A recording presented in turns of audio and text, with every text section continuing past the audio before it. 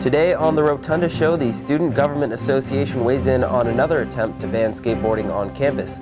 We will tell you what they had to say. Also, it's that time of year again. Basketball season is right around the corner, and we have coverage of the latest in Lancer hoops. Finally, will downtown Farmville be receiving a metaphorical facelift sometime in the near future? Stay tuned to find out.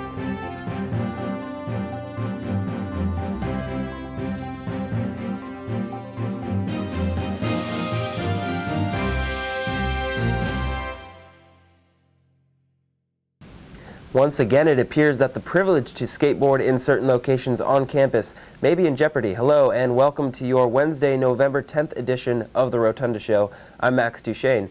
The Community Standards Committee here at Longwood has recently motioned to prohibit the use of skateboards and other wheeled vehicles on Brock Commons between the hours of 7 a.m. and 5 p.m. The proposed legislation, which may find its way into the student handbook, will prohibit the use of such means of transportation between the fountains behind the Granger building and in front of the dining hall. The proposition was recently brought to SGA by several concerned members of the skating community who argued that skateboarding is not only a recreational activity, but a legitimate form of transportation as well. While some people may choose to play football or soccer as a way of distressing, others, such as myself, choose to skate. While some people choose bicycles or scooters to get to class on time, others, like myself, choose to skate. We feel this ban would infringe upon our right to happiness through the basic enjoyment of doing what we love. It is our hope that through this petition that we have prepared for you, that we can influence the SGA's position on this subject. The SGA voted not to support the ban on skateboarding on campus, but an official decision by the Community Standards Committee is pending. With only 2 days until the start of the men's basketball season, head coach Mike Gillian showcased his team for the first time last Thursday night in a special intra-squad scrimmage for the entire campus to enjoy. The Rotunda Show's own Keenan Crump has the story. Here at Willett Hall, it's the blue-white scrimmage, the unofficial tip-off to the men's basketball season ahead of their huge matchup on the road against the Kansas Jayhawks, the number 7th ranked team in the nation, on November 12th. There was plenty of action for the fans to enjoy as new and old members of the team tried to give just a little preview of the season to come.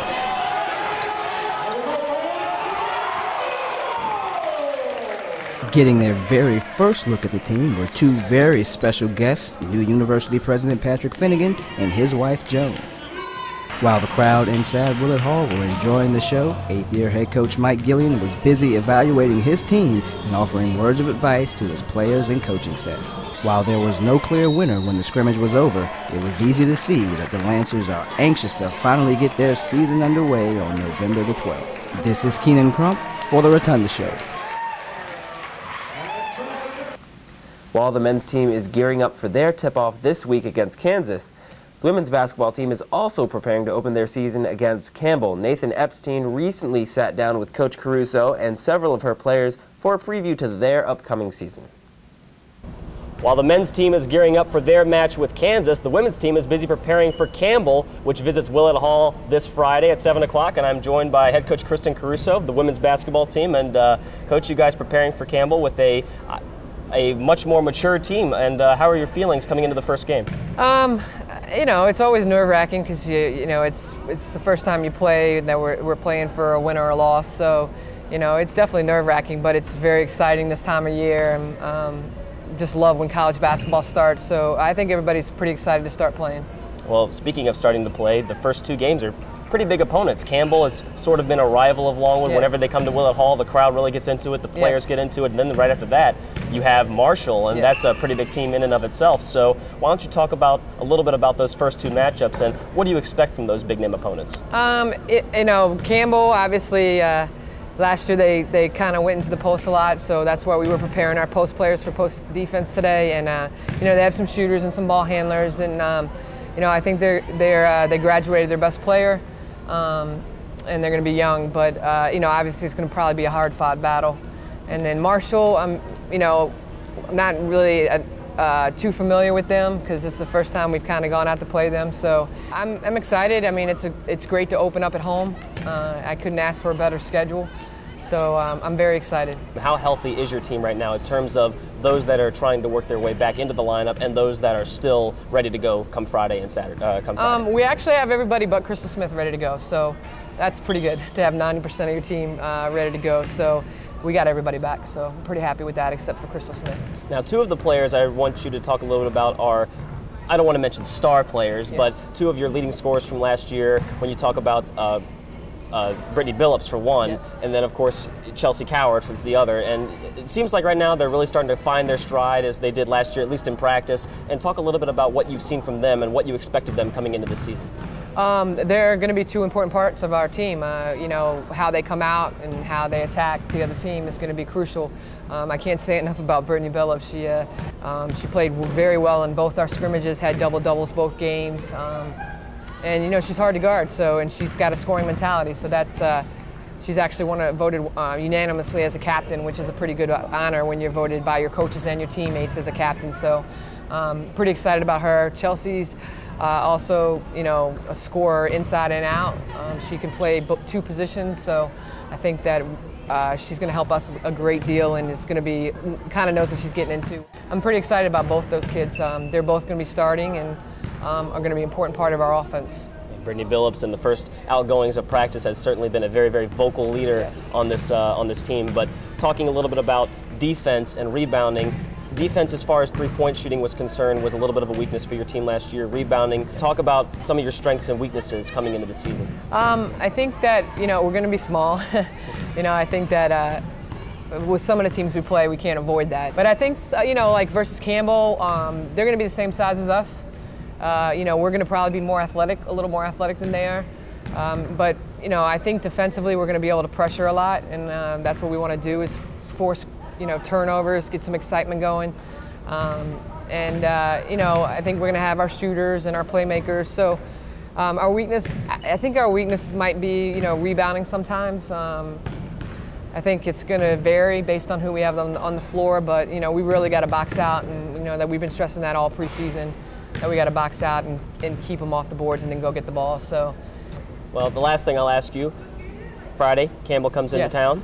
And what's the general feeling of the team heading into this first game? I can sense that they're kind of itching to get out there. Everyone's kind of ready to play. What's the general feeling around the team right now? Excitement, anxious, ready to go. I mean, you know, we practiced 2 weeks longer this year than previous years, and I think just excitement. We're excited to open up at home, excited for a crowd, excited for the students because the students have been wonderful. And last year they were very loud, and we had, I think, our highest attendance ever as far as students is concerned. So we're excited to see them back in the Lancer Lunatics. So we're just excited. Well, last year, to open up the season, not so comfortable confines. They had to go to Blacksburg and face Virginia Tech to open up their season. Not so much this year. They'll be facing Campbell at Willett Hall this Friday, November 12th, starting at 7 p.m. Reporting for the Rotunda Show, I'm Nathan Epstein. Thanks, Coach. Thanks a lot. The National Pan-Hellenic Council at Longwood recently held its annual Black Alumni Reunion Weekend. The highlight of the event was the Back to the Basics step show and competition on Saturday, November 6th. College and high school teams from around Virginia competed for a first-place trophy. The show attendees included Longwood students, faculty, staff, and many alumni. Veterans Day is coming up this Thursday, and a number of events are scheduled on campus and around town to commemorate the holiday. Longwood student veterans are presenting their annual Veterans Day ceremony in the Langford Ballroom, and members of the Longwood and Hampden-Sydney ROTC will be on hand, as well as University President Patrick Finnegan and Director of Virginia's Wounded Warrior Program, Catherine A. Wilson. I think it's important for members of the Longwood community to come out and show support for students, faculty, and staff who have served not only in the recent conflicts, but those in our nation's history as well. The event will begin at 11 a.m. on Thursday, November 11th. A light reception will follow the festivities.